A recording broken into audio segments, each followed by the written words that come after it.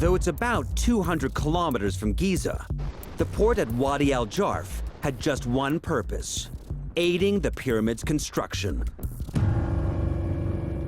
It's a port facility built by Khufu, used by Khufu, and then shut down, and nobody ever used it again.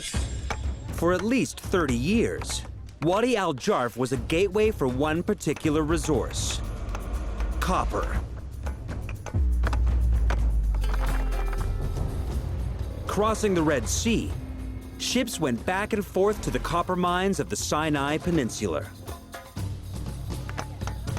We have found in Sinai furnaces, thousands of furnaces to process this copper. Egyptologist Pierre Tallet believes that part of Mera's job might have been to fetch this material from the mines and bring it to the stone quarries that fed the Great Pyramid. Every single block needed to be cut by hand, using tools made from this copper. And since those tools would quickly blunt, a constant flow of the copper that came via Wadi al-Jarf was essential.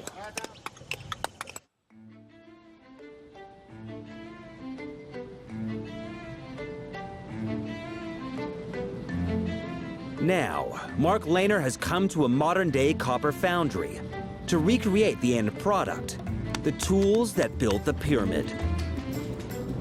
Well, we're casting copper chisels like those of Khufu's time, one pointed and one flat.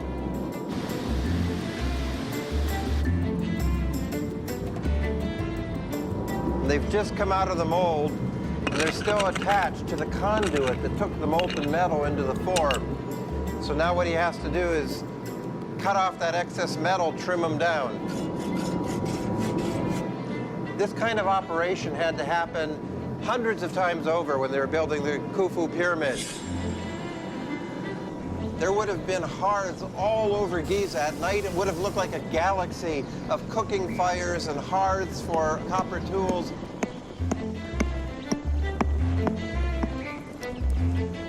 There must have been more copper gathered at Giza for building Khufu's pyramid than any other place in the world in the 3rd millennium BC. Copper was so vital to construction that the authorities guarded it as a precious metal. So there it's nicely in shape, but you notice all these little filings. They would have saved every single little scrap of dust of the copper because it was so dear. In fact, we know from later times in ancient Egypt, they weighed the copper tools going out and they weighed them coming back in case the workers shaved off a little bit.